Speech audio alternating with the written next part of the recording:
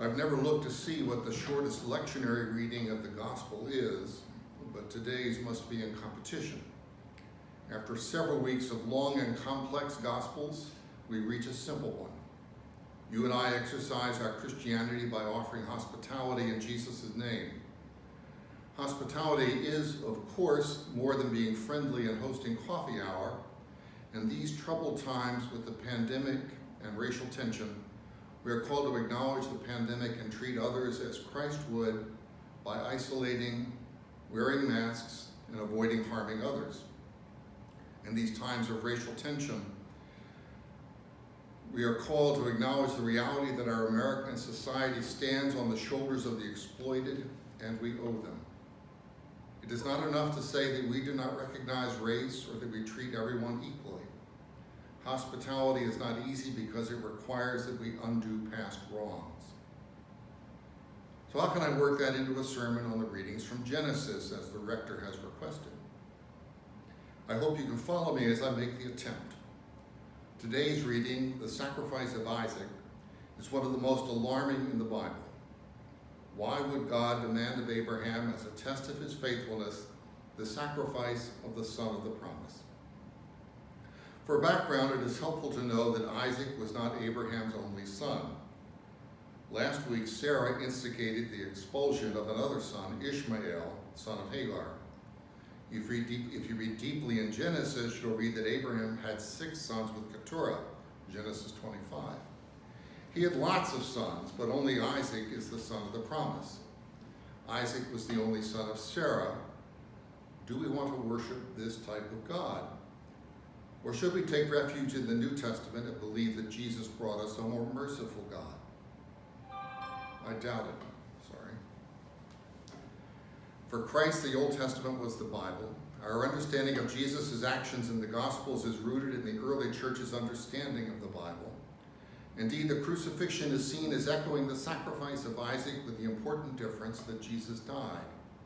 No ram stuck in a bush could be substituted for him. Those were violent times, and the imagery is violent. Are our times any less violent?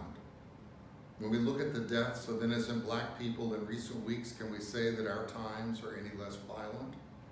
When we look at the economic deprivation visited upon people because of their color, can we say that our times are any less violent?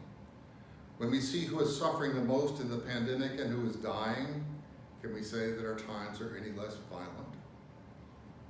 How we read the Bible is important, and I consistently advocate for reading the Bible through the eyes of its initial audience. Our story of Isaac is set in the 2nd millennium BCE. We have no real idea of what year, decade, or century it is set in, but probably during the Bronze Age. The important words are that it is set in that time. By set in that time, I mean that someone told a once-upon-a-time story about the sacrifice of Isaac. We have it because it was important to Israel in the exile in Babylon, in the Iron Age. That is, Israel in what is now modern Iraq, in the early 7th century BCE. Judah was conquered and destroyed. The walls of Jerusalem had been torn down by the conquering Babylonians. The temple was looted and destroyed by the conquering Babylonians.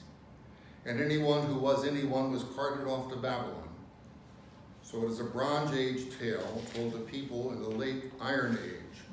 It is unlikely to be history as we think of history. Does that excuse the violence?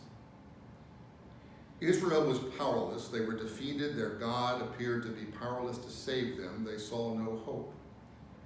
The Bible as we have it was written for the people in exile in the 7th and 6th centuries BCE, that is, in the 500s and mid to late 600s. The stories were older, but the editing made them relevant to a people who felt abandoned by their God and were dazzled by the opulence of Babylon and perhaps persuaded to worship the Babylonian god Marduk. Clearly, we are not a conquered people in exile in a strange and foreign land. This setting is foreign to our reality, so we see the violence of child sacrifice and not the promise of a future in the story of Isaac. Seeing the violence, we can reject the story and dismiss it as primitive. How would we read it differently if we were the discriminated exiles from a defeated land who were entirely powerless and certainly dejected? How would we read it differently if we were the people of the promise, the chosen people, who felt abandoned in exile in Babylon? We're spending a lot of time this summer on Isaac. 2 weeks ago, you heard the story of the annunciation of Isaac to Sarah by 3 strangers, divine emissaries from Yahweh, and many see Yahweh as one of the 3 strangers. They told Abraham that Sarah, a woman in her 90s, would become pregnant. She laughed. We learned from this at least 2 things. The first is that Sarah was more important than Abraham. He had other sons, after all. The second is that God's promise always appears to be threatened to those who look without the eyes of faith. Abraham was told many years before that he would be the father of a great nation, so he had many sons. He did his part.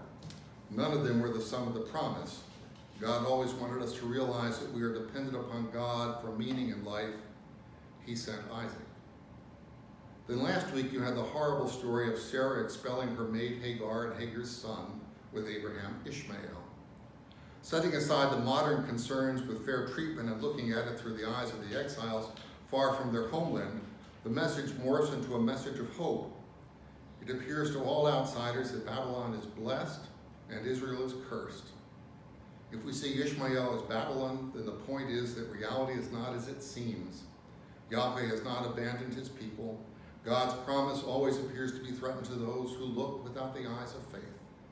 Babylon will be vanquished. It was.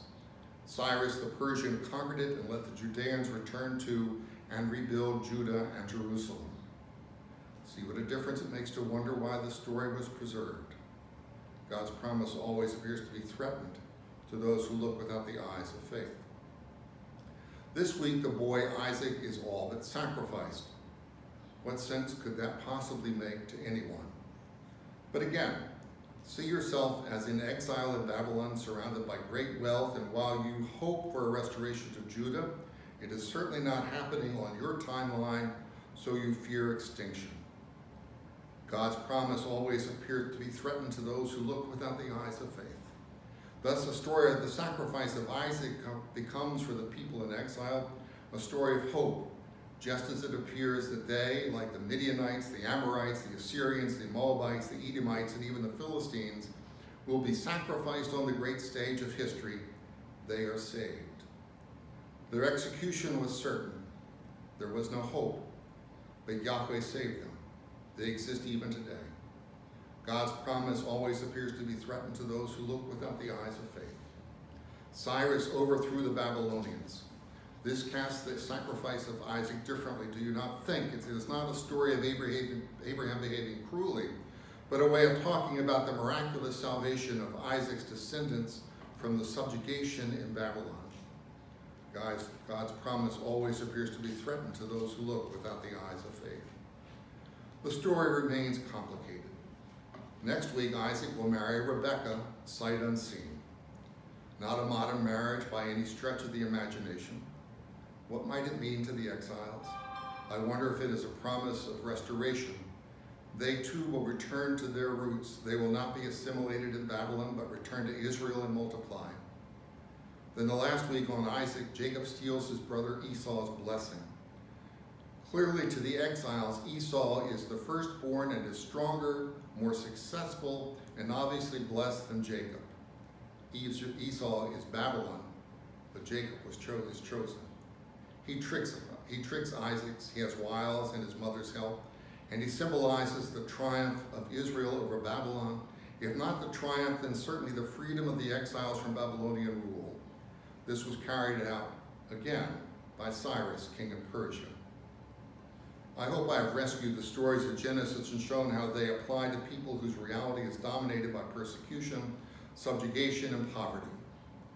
If so, then the stories are tremendously awkward for you and me to hear because we are not dominated by persecution, subjugation, and poverty.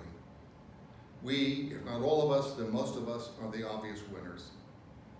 The story of the sacrifice of Isaac is intended to give confidence to those who are persecuted, subjugated, and impoverished, and scare the rest of us because the signs of God's favor are not power, wealth, and individual freedom.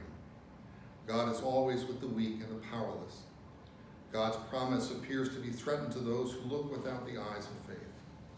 If we can hope, and I sincerely do, that there is salvation without becoming persecuted, subjected, and impoverished, then I can only suggest that it is found in our working with God to free those who are persecuted, subjected, and impoverished. God promises us that we will find meaning in our lives if we do this. If we do not, then we are most likely the ram in the bushes. So to go back to where I began, we are called to practice radical hospitality and eliminate all barriers to life and the reality of those who live like those in exile. God's promise always appears to be threatened to those who look without the eyes of faith. This story is meant to open our eyes so that we will embrace God's promise and act accordingly.